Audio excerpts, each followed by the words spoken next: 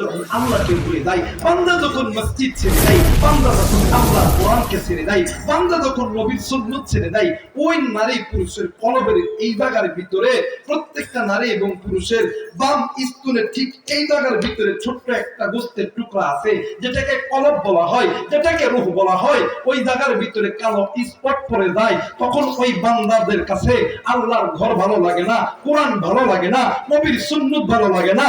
আল্লাহকে গালি দিলে, নবীকে গালি দিলে, সুন্নাতের বিরুদ্ধে কথা বলে, তার ঈমান চেতে ওঠে, বলেন চেতে ওঠে। কেউ যদি এখন এই কলবটা যদি মুক্ত করতে চায়, আল্লাহর কুরআনুল কারীমের তেলাওয়াত ছাড়া অন্য কোন রাস্তা, বলেন রাস্তা, এই পবিত্র কুরআনুল কারীমের মাধ্যমে শুরু করতে যাচ্ছি। কষ্ট হবে আপনাদের? এই কোরআন কার কিতাব? আল্লাহ বলেন কার কিতাব? আমার আল্লাহ বলেন বিসমিল্লাহির রহমানির রহিম।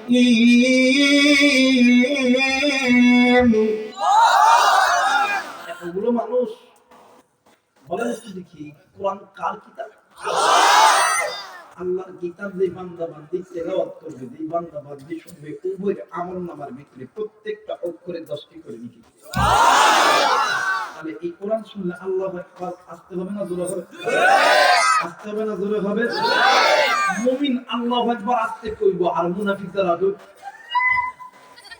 কথা বলে একবার কোরআন শুনে দিলে আল্লাহু আকবার কইব না, ওইটা ওই ইসরাইলের দালাল আজকে হামাসের ময়দানে এসেছে। হবে না কেন? বলেন ঠিক কি না?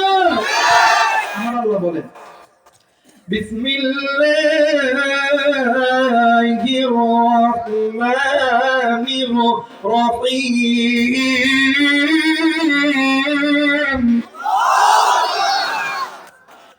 ইয়া আইয়ুহাল্লাযীনা আমানু قوا أنفسكم وأهليكم نارا।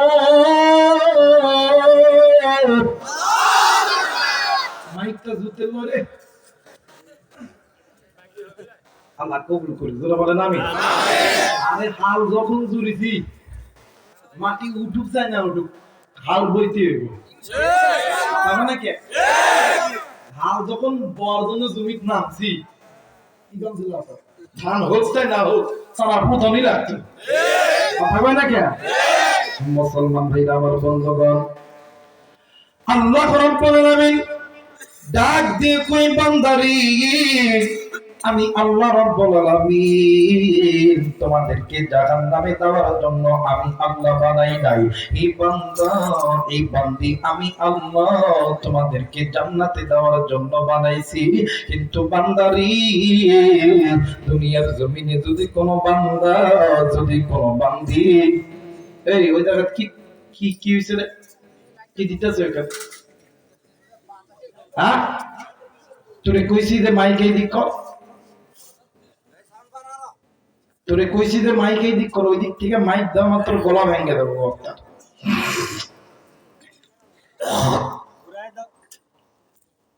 বলেন না আল্লাহু আকবার।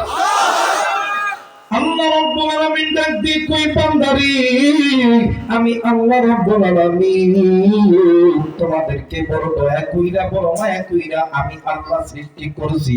এ বান্দা, আমি আল্লাহ তোমাদেরকে জাহান্নামে দেওয়ার জন্য বানাই নাই, আমি আল্লাহ তোমাদেরকে জান্নাতে দেওয়ার জন্য বানাইছি। কিন্তু বান্দা রে, তুমি বান্দা, তুমি বান্দি, এই দুনিয়া পাইয়া আমি আসমানের মালিক আল্লাহরে কেমনে তুমি ভুলিয়া গেলা? ই মুসলমান বান্দারি, এখনো সময় আছে, আমি আল্লাহর পথে আসো, আমি আল্লাহর পথে আসো, আমি আল্লাহর কোরআন ধরো, গুনাহগুলো ছাড়ো, আমি আল্লাহর কোরআন তোমাদেরকে আমি আল্লাহর জান্নাতে নিয়ে যাবে। একটু আওয়াজ করে বলেন সুবহানাল্লাহ।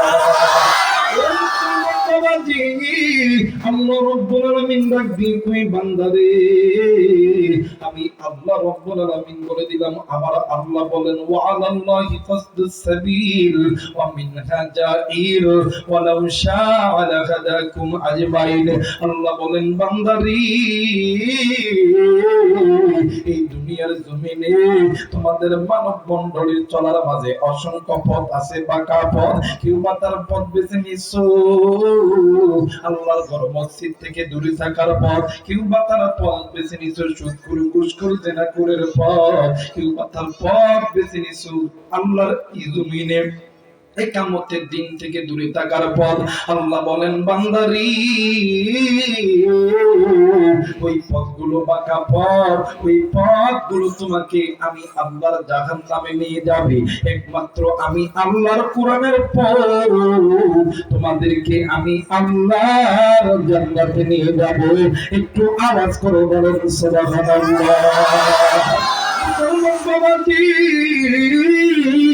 বলতে পারেন হুজুর কেমন করে আল্লাহর কোরআন জান্নাতে নিয়ে যাবে? এই কোরআন তো একটু সামান্য একটু কাগজের পাতা না বাজান না। আলেম বাদাম এই জায়গায় আছেন, ওলামা হযরত এই জায়গায় আছে, জিজ্ঞাসা করে দেখবে। হাদিসের কিতাব খুলবেন, এই কোরআনুল কারীম তেলাওয়াত করার অনেকগুলো পদ্ধতি মুহাদ্দিসিনে কেরাম হাদিসের ভিতরে বর্ণনা করেছে। কিন্তু বাবাজি, এই কোরআনুল কারীম তেলাওয়াত করার বিশেষ তিনটি পদ্ধতি হল, যদি কোনো বান্দা, যদি কোনো বান্দি আল্লাহর কোরআন বেশি তেলাওয়াত করে, আল্লাহর কোরআন বেশি শোনে, আমার আল্লাহ উপরে আমল নামার ভিতরে প্রত্যেকটা অক্ষরে 10টি করে নেকি দান করে দেবে। আমার দ্বিতীয় নম্বর দেখবেন বাগানে একটা লোহা যদি মশলা ধরে, ওই লোহাকে